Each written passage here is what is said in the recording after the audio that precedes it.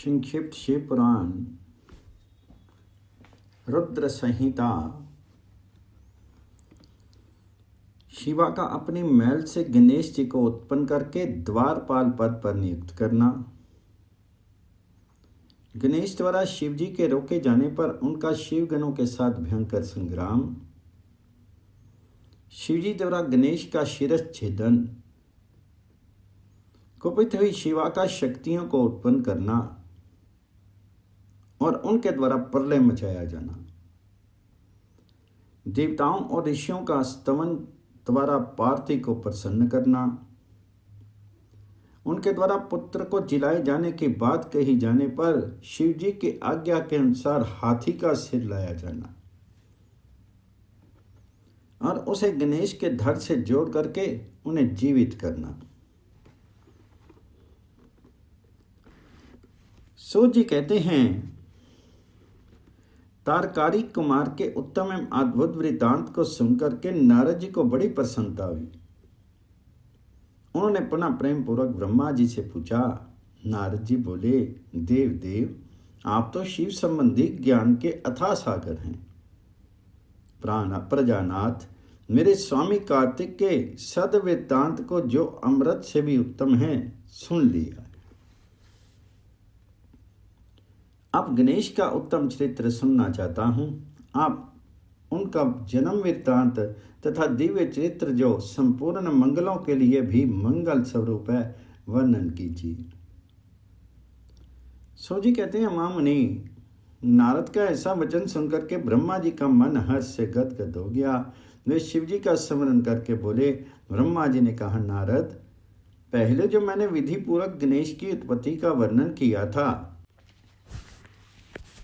कि शनि की दृष्टि पड़ने से गणेश जी का मस्तक कट गया था, तब उस पर हाथी का मुख लगा दिया गया था, वह कल्पांतर की कथा है। अब श्वेत कल्प में घटित हुई गणेश जी की जन्म कथा का वर्णन करता हूं, जिसमें कृपालु शंकर ने ही उनका मस्तक काट लिया था। मुने, इस विषय में तुम्हें संदेह नहीं करना चाहिए, क्योंकि भगवान शंभु कल्याणकारी, सृष्टिकर्ता और सबके स्वामी हैं। वे ही सगुण और निर्गुण भी हैं। उन्हीं की लीला से सारे विश्व की सृष्टि, रक्षा और विनाश होता है। मुनि श्रेष्ठ, अब प्रस्तुत विषय को आदरपूर्वक श्रवण करो। एक समय पार्वती जी की जया विजया नाम वाली सखियां उनके पास आकर के विचार करने लगी।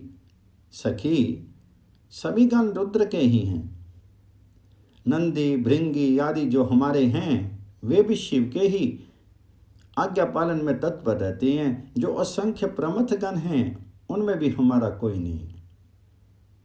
वे सभी शिव आज्ञा परायण होकर के द्वार पर खड़े रहते हैं। यद्यपि वे सभी हमारे भी हैं, तथापि उनसे हमारा मन नहीं मिलता। अतः पाप रहते आपको भी हमारे लिए एक गण की रचना करनी चाहिए। ब्रह्मा जी कहते हैं, मुनि, जब सखियों ने पार्वती जी से ऐसा सुंदर वचन कहा, तब उन्होंने उसे हितकारक माना और वैसा करने का विचार भी किया। तदंतर किसी समय जब पार्वती जी स्नान कर रही थी, तब सदाशिव नंदी को डरा धमका करके घर के भीतर चले आए। शंकर जी को आते देख करके स्नान करती हुई जगत जननी पार्वती उठ करके खड़ी होगी। उस समय उनको बड़ी लज्जा आई, वे आश्चर्यचकित हो गई। उस अवसर पर उन्होंने सखियों के वचन को हितकारक तथा सुखप्रद माना। उस समय ऐसी घटना घटित होने पर परमाया परमेश्वरी शिव पत्नी पार्वती ने मन में ऐसा विचार किया कि मेरा कोई एक ऐसा सेवक होना चाहिए जो परम शुभ, कार्य कुशल और मेरी ही आज्ञा में तत्पर रहने वाला हो, उसमें तनिक भी विचलित होने वाला ना हो। यो विचार करके पार्वती जी ने अपने शीर की मैल से एक ऐसे चेतन पुरुष का निर्माण किया जो संपूर्ण शुभ लक्षणों से संयुक्त था। उसके सभी अंग सुंदर एवं दोष रहित थे। उसका वह शरीर विशाल, परम शोभायमान और महान बल पराक्रम से संपन्न था। देवी ने उसे अनेक प्रकार के वस्त्र, नाना प्रकार के आभूषण और बहुत सा उत्तम आशीर्वाद देकर के कहा, तुम मेरे पुत्र हो, मेरे अपने ही हो, तुम्हारे समान प्यारा मेरा यहां कोई नहीं है। पार्थिव के ऐसा कहने पर वह पुरुष उन्हें नमस्कार करके बोला। गणेश ने कहा, मां, आज आपको कौन सा कार्य आ पड़ा है, मैं आपके कथन के अनुसार उसे पूर्ण करूंगा। गणेश जी की यह पूछने पर पार्थिव जी अपने पुत्र को उत्तर देती ही बोली। शिवा ने कहा, तात, तुम मेरे पुत्र हो, मेरे अपने हो, अतः तुम मेरी बात सुनो, आज से तुम मेरे द्वारपाल हो जाओ। सतपुत्र मेरी आज्ञा के बिना कोई भी हठ पूर्वक मेरे महल के भीतर प्रवेश नहीं करने पाए, चाहे वह कहीं से भी आए, कोई भी हो। बेटा, ये मैंने तुमसे बिल्कुल सत्य बात कही। ब्रह्मा जी कहते हैं, मुनि, यों कहकर के पार्थिव जी ने गणेश के हाथ में एक सुदृढ़ छड़ी दे दी। उस समय उनके सुंदर रूप को निहार करके पार्थिव हर्षमग्न होगी। उन्होंने परम प्रेम पूर्वक अपने पुत्र का मुख चूमा और कृपा परवश होकर छाती से लगा लिया। फिर दंडधारी गणराज को अपने द्वार पर स्थापित कर दिया। बेटा नारद, तदंतर पार्थिव नंदन महावीर गणेश पार्थिव की हित कामना से हाथ में छड़ी लेकर के गृह द्वार पर पहरा देने लगी। उधर शिवा अपने पुत्र गणेश को अपने दरवाजे पर नियुक्त करके स्वयं सखियों के साथ स्नान करने लगी। मुनि श्रेष्ठ, इसी समय भगवान शिव, जो परम कौतुकी तथा नाना प्रकार की लीलाएं रचने में निपुण हैं, द्वार पर आ पहुंचे। गणेश उन पार्थिव पति को पहचानते तो थे नहीं, अतः बोल उठे, देव, माता की आज्ञा के बिना तुम अभी अंदर भीतर मत जाओ, माता स्नान करने बैठ गई है, तुम कहाँ जाना चाहते हो, इस समय यहाँ से हट जाओ। यूं कह करके गणेश ने उन्हें रोकने के लिए छड़ी हाथ में ले ली। उन्हें ऐसा करते देख शिवजी बोले, मूर्ख, तू किसे रोक रहा है, दुर्बुद्धि, क्या तू मुझे नहीं जानता, मैं शिव के अतिरिक्त और कोई नहीं हूं। फिर महेश्वर के गण उसे समझाकर हटाने के लिए वहां आए और गणेश से बोले, सुनो, हम मुख्य शिवगण ही द्वारपाल हैं और सर्वव्यापी भगवान शंकर की आज्ञा से तुम्हें हटाने के लिए यहाँ आए हैं। तुम्हें भी गण समझ करके हम लोगों ने मारा नहीं है, अन्यथा तुम कब के मारे गए होते।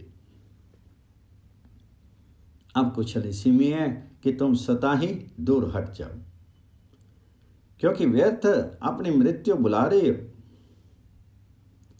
ब्रह्मा जी कहते हैं, मुनि, यो कहे जाने पर भी गिरिजा नंदन गणेश निर्भय ही बने रहे। उन्होंने शिवगणों को फटकारा और दरवाजे को नहीं छोड़ा। तब उन सभी शिवगणों ने शिवजी के पास जाकर के सारा वृत्तांत उन्हें सुनाया। मुने उनसे सब बातें सुनकर के संसार के गति स्वरूप अद्भुत लीला बिहारी महेश्वर अपने उन गणों को डांट करके कहने लगे। महेश्वर ने कहा, गणों, ये कौन है जो इतना उच्छृंखल होकर के शत्रु की भांति बक रहा है।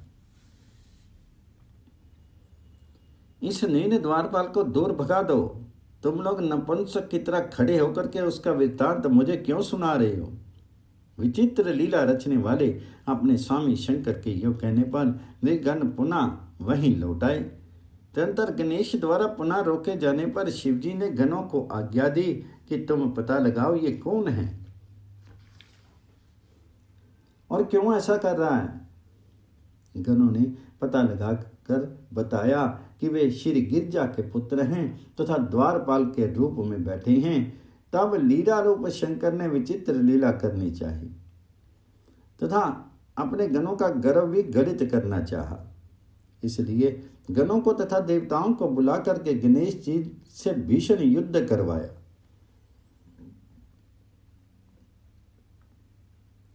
पर वे कोई भी गणेश जी की को पराजित नहीं कर सके।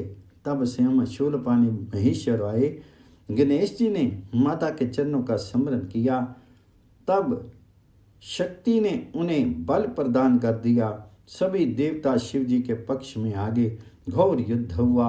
अंतोतगत्वा स्वयं शूलपाणी महेश्वर ने आकर के त्रिशूल से गणेश जी का सिर काट दिया।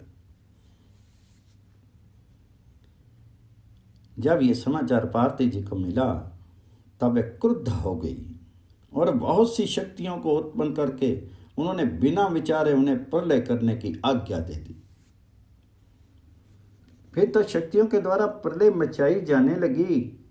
उन शक्तियों का वह जाजल्यमान तेज सभी दिशाओं को धक्सा किए डालता था। उसे देख करके वे सभी शिवगण भयभीत हो गए और भाग करके दूर जा खड़े हुए। मुनि, इसी समय तुम दिव्य दर्शन नारद वहां पहुंचे। तुम्हारा वहां आने का अभिप्राय देवगणों को सुख पहुंचाना था। तब तुमने मुझ देवताओं से हित शंकर को प्रणाम करके कहा कि इस विषय में सबको मिलकर के विचार करना चाहिए। तब वे सभी देवता तुझ महामना के साथ सलाह करने लगे कि इस दुख का शमन कैसे हो सकता है। फिर उन्होंने वही निश्चय किया कि जब तक गिरजा देवी कृपा नहीं करेंगी तब तक सुख नहीं प्राप्त हो सकेगा। अब इस विषय में और विचार करना व्यर्थ है। ऐसी धारणा करके तुम्हारे सहित सभी देवता और ऋषि भगवती शिवा के निकट गए और क्रोध को शांति के लिए उन्हें प्रसन्न करने लगे। उन्होंने प्रेम पूर्वक उन्हें प्रसन्न करते हुए अनेकों स्तोत्रों द्वारा उनकी स्तुति करके बारंबार उनके चरणों में अभिवादन किया। फिर देवगण की आज्ञा से ऋषि बोले। देव ऋषियों ने कहा, जगदम्बे तुम्हें नमस्कार है। शिव पत्नी तुम्हें प्रणाम है। चंडिके तुम्हें हमारा अभिवादन प्राप्त हो। कल्याणी तुम्हें बारंबार प्रणाम है। अम्बे तुम ही आदि शक्ति हो। तुम ही सदा सारी सृष्टि की निर्णायक करती, पालिका शक्ति और संहार करने वाली हो। देवेशी, तुम्हारे कोप से सारी त्रिलोकी विकल हो रही है, अतः अब प्रसन्न हो जाओ और क्रोध को शांत करो। देवी, हम लोग तुम्हारे चरणों में मस्तक झुकाते हैं। ब्रह्मा जी कहते हैं, नारद, यूं तुम सभी ऋषियों द्वारा स्तुति किए जाने पर भी परादेवी पार्वती ने उनकी ओर क्रोध भरी दृष्टि से भी देखा, किंतु कुछ कहा नहीं। तब उन ऋषियों ने पुनः उनके चरण कमलों में सिर झुकाया और भक्ति पूर्वक हाथ जोड़ करके पार्वती जी से निवेदन किया। ऋषियों ने कहा, देवी, अभी संहार होना चाहता है, अतः क्षमा करो, क्षमा करो। अंबिके, तुम्हारे स्वामी शिव भी तो वही यहीं स्थित हैं, तनिक उनकी ओर तो देखो। हम लोग ये ब्रह्मा विष्णु आदि देवता तथा सारी प्रजा सब तुम्हारे ही हैं और व्याकुल होकर के अंजलि बांधे तुम्हारे सामने खड़े हैं। परमेश्वरी, इन सब का अपराध क्षमा करो। शिवे, आप इन्हें शांति प्रदान करो। ब्रह्मा जी कहते हैं, मुनि, सभी देव ऋषि कह करके अत्यंत दीन भाव से व्याकुल होकर के हाथ जोड़ करके चंडिका के सम्मुख खड़े हो गए। उनका ऐसा कथन सुन करके चंडिका प्रसन्न होगी, उनके हृदय में करुणा का संचार हो गया। तब वह ऋषियों से बोली। देवी ने कहा, ऋषियों, यदि मेरा पुत्र जीवित हो जाए और वह तुम लोगों के मध्य पूजनीय मान लिया जाए तो संहार नहीं होगा। जब तुम लोग उसे सर्व अध्यक्ष का पद प्रदान कर दोगे तभी लोक में शांति हो सकती है, अन्यथा तुम्हें सुख नहीं प्राप्त हो सकता। ब्रह्मा जी कहते हैं, मुनि, पार्वती की यो कहने पर तुम सभी ऋषियों ने उन देवताओं के पास आकर के सारा वृत्तांत कह सुनाया। उसे सुनकर के इंद्र आदि सभी देवताओं के चेहरे पर उदासी छा गई। वे शंकर जी के पास गए और हाथ जोड़ करके उनके चरणों में नमस्कार करके सारा समाचार निवेदन किया। देवताओं का कथन सुन करके शिव जी ने कहा, ठीक है, जिस प्रकार सारी त्रिलोकी को सुख मिल सके वही करना चाहिए। अतः अब उत्तर दिशा की ओर जाना चाहिए और जो जीव पहले मिले उसका सिर काट करके उस बालक के सिर पर जोड़ देना चाहिए। ब्रह्मा जी कहते हैं, मुनि, तदंतर शिव जी की आज्ञा का पालन करने वाले उन देवताओं ने वह सारा कार्य संपन्न किया। उन्होंने उस शिशु शरीर को धो पोंछ करके विधिवत उनकी पूजा की। फिर वे उत्तर दिशा की ओर गए। वहां उन्हें पहले पहल एक दांत वाला एक हाथी मिला। उन्होंने उसका सिर ला करके उस शीर पर जोड़ दिया। हाथी के उस सिर को संयुक्त कर देने के पश्चात सभी देवताओं ने भगवान शिव आदि को प्रणाम करके कहा कि हम लोगों ने अपना काम पूरा कर दिया। अब जो कुछ शेष है उसे आप लोग पूर्ण करें। ब्रह्मा जी कहते हैं, तब शिव आज्ञा पालन संबंधनी देवताओं की बात सुनकर के सभी देवों और पार्षदों को महान आनंद हुआ।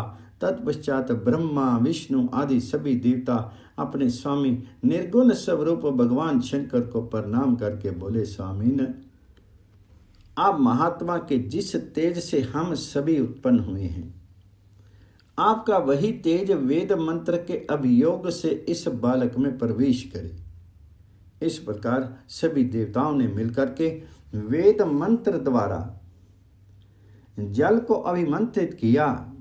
फिर शिव जी का स्मरण करके उस उत्तम जल को बालक के सिर पर छिड़क दिया। उस जल का स्पर्श होते ही वह बालक शिव इच्छा से शीघ्र ही चेतना युक्त होकर के जीवित हो गया और सोए की तरह उठ बैठा। वह सौभाग्यशाली बालक अत्यंत सुंदर था। उसका मुख हाथी का सा था। शीर का रंग हरा लाल था। चेहरे पर प्रसन्नता खेल रही थी। उसकी आकृति कमनीय थी और उसकी सुंदर प्रभा फैल रही थी। मुनीश्वर पार्थिनंदन उस बालक को जीवित देखकर वहां उपस्थित सभी लोग आनंद मग्न हो गए और सारा दुख विलीन हो गया। तब हर्ष विभोर होकर के सभी लोगों ने उस बालक को पार्थिव जी को दिखाया। अपने पुत्र को जीवित देखकर पार्थिव जी परम प्रसन्न हुई। अध्याय 13 से 18 पूर्ण हुआ। अध्याय 19 में पार्थिव द्वारा गणेश जी को वरदान, देवों द्वारा उन्हें अग्र पूज्य माना जाना, शिवजी द्वारा गणेश जी को सर्व अध्यक्ष पद प्रदान और गणेश चतुर्थी व्रत का वर्णन। तत्पश्चात सभी देवताओं का उनकी स्तुति करके हर्षपूर्वक अपने अपने स्थान को लौट जाना। ब्रह्मा जी कहते हैं, मुनि, जब विकृत स्वरूप वाले गिरजा पुत्र गजानन व्यग्रता रहित होकर के जीवित हो उठे, तब गणनायक देवों ने उनका अभिषेक किया। अपने पुत्र को देख करके पार्थिव देवी आनंदमग्न हो गई और उन्होंने हर्ष अतिरेक से उस बालक को दोनों हाथों से पकड़ करके छाती से लगा लिया। फिर अंबिका ने प्रसन्न होकर के अपने पुत्र गणेश को अनेक प्रकार के वस्त्र और आभूषण प्रदान किए। तदंतर सिद्धियों ने अनेकों विधि विधान से उनका पूजन किया और माता ने अपने सर्व दुखहारी हाथ से उनके अंगों का स्पर्श किया। इस प्रकार शिव पत्नी पार्वती देवी ने अपने पुत्र का सत्कार करके उसका मुख चूमा और प्रेम पूर्वक उसे वरदान देते हुए कहा, बेटा, इस समय तुझे बड़ा कष्ट झेलना पड़ा है, किंतु अब तो कृतकृत्य हो गया है, तो धन्य है। अब से संपूर्ण देवताओं में तेरी अग्र पूजा होती रहेगी और तुझे कभी दुख का सामना नहीं करना पड़ेगा। क्योंकि इस समय तेरे मुख पर सिंदूर दिख रहा है, इसलिए मनुष्यों को सदा सिंदूर से तेरी पूजा करनी चाहिए। जो मनुष्य पुष्प, चंदन, सुंदर गंध, नैवेद्य, रमणीय आरती, तांबूल और दान से तथा परिक्रमा और नमस्कार करके विधि पूर्वक तेरी पूजा करेगा, उसे सारी सिद्धियां हस्तगत हो जाएंगी और उसकी सभी प्रकार के विघ्न नष्ट हो जाएंगे। इसमें लेश मात्र भी संशय नहीं है। ब्रह्मा जी कहते हैं, मुनि, महेश्वरी देवी ने अपने पुत्र गणेश से यूं कहकर के उसे नाना प्रकार की वस्तुएं प्रदान करके पुनः उसका अभिनंदन किया। विप्र, तब गिरजा की कृपा से उसी क्षण देवताओं और शिव गणों का मन विशेष रूप से शांत हो गया। तंत्र इंद्र आदि देवताओं ने हर्ष अतिरेक से शिवा की स्तुति की और उन्हें प्रसन्न करके वे भक्ति भावित चित्त से गणेश देव को लेकर के शिव जी के समीप चले। वहां पहुंच करके उन्होंने त्रिलोकी के कल्याण कामना से भवानी के उस बालक को शिव जी की गोद में बिठा दिया। तब शिव जी भी उस बालक के मस्तक पर अपना कर कमल फेरते हुए देवताओं से बोले, ये मेरा दूसरा पुत्र है। तत्पश्चात गणेश जी ने भी उठ करके शिव जी के चरणों में अभिवादन किया। फिर पार्वती को, मुझको, विष्णु को और नारद आदि सभी ऋषियों को प्रणाम करके आगे खड़े होकर के उन्होंने कहा, यूं अभिमान करना मनुष्यों का स्वभाव ही है, अतः आप लोग मेरा अपराध क्षमा करें। तब मैं, शंकर और विष्णु, इन तीनों देवताओं ने एक साथ ही प्रेम पूर्वक उन्हें उत्तम वर प्रदान करते कहा, सुरेश्वरो, सुरवरो, जैसे त्रिलोकी में हम तीनों देवों की पूजा होती है, उसी तरह तुम सबको इन गणेश का भी पूजन करना चाहिए। मनुष्य को चाहिए कि पहले इनकी पूजा करके तत्पश्चात हम लोगों का पूजन करें। ऐसा करने से हम लोगों की पूजा संपन्न हो जाएगी। देवगणों, यदि कहीं इनकी पूजा पहले ना करके अन्य देव का पूजन किया गया तो उस पूजन का फल नष्ट हो जाएगा। उसमें अन्यथा विचार करने की आवश्यकता नहीं है। ब्रह्मा जी कहते हैं, मुनि, तदंतर ब्रह्मा, विष्णु और शंकर आदि सभी देवताओं ने मिलकर के पार्वती को प्रसन्न करने के लिए वहीं गणेश जी को सर्व अध्यक्ष घोषित कर दिया। उसी समय शिव जी परम प्रसन्न चित्त से पुनः गणेश जी को लोक में सदा सुख देने वाले अनेकों वर प्रदान करते हुए बोले। शिव जी ने कहा, गिरिराज नंदन, निस्संदेह मैं तुम पर परम प्रसन्न हूं। मेरे प्रसन्न हो जाने पर अब तो सारे जगत को ही प्रसन्न हुआ समझ। अब कोई भी तेरा विरोध नहीं कर सकता। तू शक्ति का पुत्र है, अतः अत्यंत तेजस्वी है। बालक होने पर भी तूने महान पराक्रम प्रकट किया है, इसलिए तू सदा सुखी रहेगा। विघ्न नाश के कार्य में तेरा नाम सबसे श्रेष्ठ होगा। तो सबका पूज्य है, अतः अब मेरे संपूर्ण गणों का अध्यक्ष हो जा।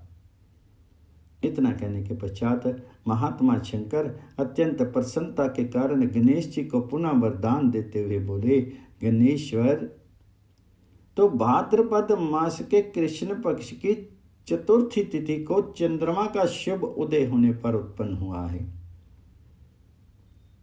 जिस समय गिरजा के सुंदर चित्त से तेरा रूप प्रकट होगा, उस समय रात्रि का प्रथम पहर बीत रहा था। इसलिए उसी दिन से आरंभ करके उसी तिथि में तेरा उत्तम व्रत करना चाहिए। ये व्रत परम शोभन तथा संपूर्ण सिद्धियों का प्रदाता है। वर्ष के अंत में जब पुनः वही चतुर्थी आ जाए, तब तक मेरे कथन के अनुसार तेरे व्रत का पालन करना चाहिए। जिन्हें संसार में अनेकों प्रकार के अनुपम सुखों की कामना हो, उन्हें चतुर्थी के दिन भक्ति पूर्वक विधि सहित तेरा पूजन करना चाहिए। जब मार्गशीर्ष मास के कृष्ण पक्ष की चतुर्थी आए, तब उस दिन प्रातःकाल स्नान करके व्रत के लिए ब्राह्मणों से निवेदन करे, पूर्वोक्त विधि से उपवास करे, फिर धातु की मूंगे की, श्वेत मदार की अथवा मिट्टी की मूर्ति बना करके उसकी प्राण प्रतिष्ठा करे और भक्ति भाव से नाना प्रकार के दिव्य गंधों, चंदनों और पुष्पों से उसकी पूजा करे। पुनः रात्रि का प्रथम प्रहर बीत जाने पर स्नान करके दूर्वा दलों से पूजन करना चाहिए। ये दूर्वा जड़ रहित 12 अंगुल लंबी और 3 गांठों वाली होनी चाहिए। ऐसी 101 अथवा 21 दुर्वा से उस स्थापित प्रतिमा की पूजा करे। तत्पश्चात धूप दीप अनेक प्रकार के नैवेद्य तांबूल अर्घ्य और उत्तम उत्तम पदार्थों द्वारा गणेश जी की पूजा करे और स्तमन करके उसके आगे प्रणिपात करे। यूं गणेश जी का पूजा करने के पश्चात बाल चंद्रमा का पूजन करे। तत्पश्चात हर्षपूर्वक ब्राह्मणों की पूजा करके उन्हें मिष्टान का भोजन करावे। उनके भोजन कर लेने के बाद स्वयं भी नमक रहित मिष्टान का ही प्रसाद पावे। फिर गणेश का स्मरण करके अपने सभी नियमों का विसर्जन कर दे। इस प्रकार करने से ये शुभ व्रत पूर्ण होता है। बेटा, यूं व्रत करते करते जब वर्ष पूरा हो जाए तब व्रती मनुष्य को चाहिए कि वह व्रत की पूर्ति के लिए व्रत उद्यापन का कार्य भी संपन्न करे। इसमें मेरे आज्ञा के अनुसार 12 ब्राह्मणों को भोजन कराना चाहिए। व्रती को चाहिए कि वह एक कलश स्थापित करके उस पर तेरी मूर्ति की पूजा करे। तत्पश्चात वेद विधि के अनुसार वेदी का निर्माण करके उस पर अष्टदल कमल बनावे। फिर उसी पर धन की कंजूसी छोड़ करके हवन करे। पुनः मूर्ति के सामने 2 स्त्रियों और 2 बालकों को बिठा करके विधि पूर्वक उनकी पूजा करे और सादर उन्हें भोजन करावे। रात में जागरण करे। प्रातःकाल पुनः पूजन करके पुनर्आगमन के लिए विसर्जन कर दे।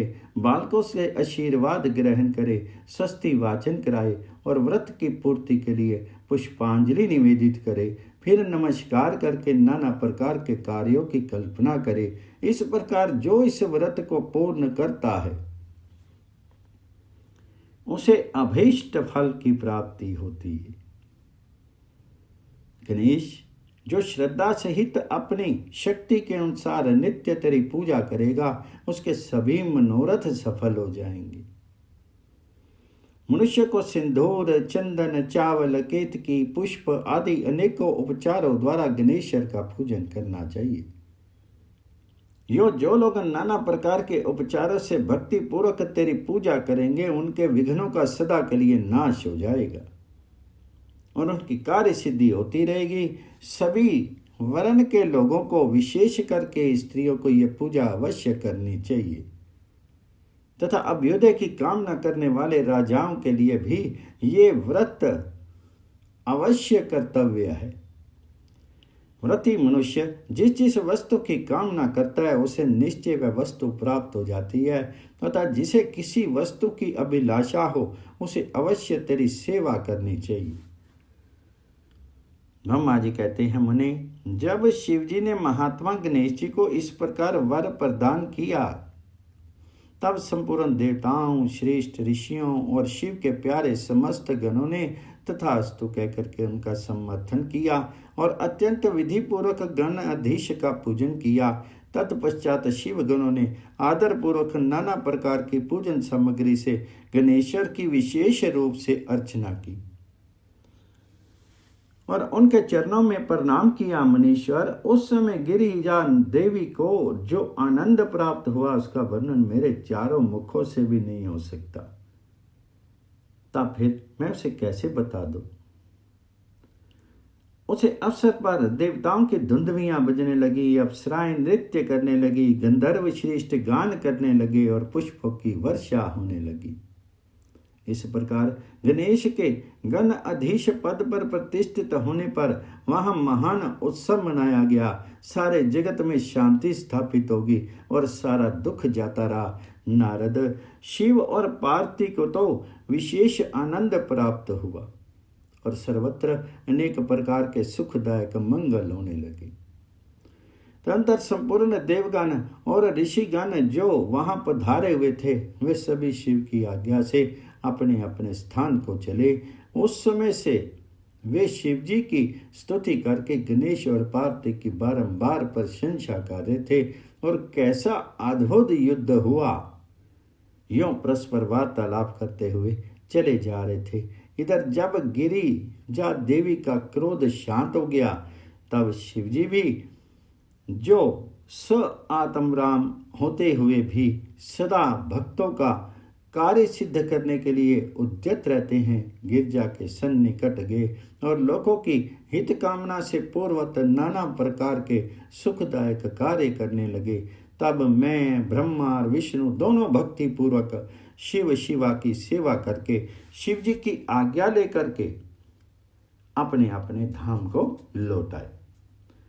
जो मनुष्य जितेंद्रिय होकर के इस परम मांगलिक आख्यान को श्रवण करता है, वह संपूर्ण मंगलों का भागी होकर के मंगल भवन को जाता है। इसके श्रवण से पुत्रहीन को पुत्र की, निर्धन को धन की, भार्यार्थी को भार्या की, प्रजार्थी को प्रजा की, रोगी को आरोग्य की और अभागे को सौभाग्य की प्राप्ति होती है। जिस स्त्री का पुत्र और धन नष्ट हो गया हो और पति परदेश चला गया हो, उसे उसका पति मिल जाता है। जो शोक सागर में डूब रहा हो, वह इसके श्रवण से निसंदेह शोक रहित हो जाता है।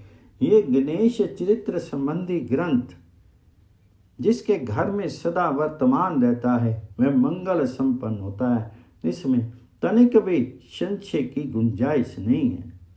जो यात्रा के अवसर पर अथवा किसी भी पुण्य पर्व पर इसे मन लगा करके सुनता है, वह श्री गणेश जी की कृपा से संपूर्ण अभीष्ट फल प्राप्त कर लेता है। अध्याय 19 पौन।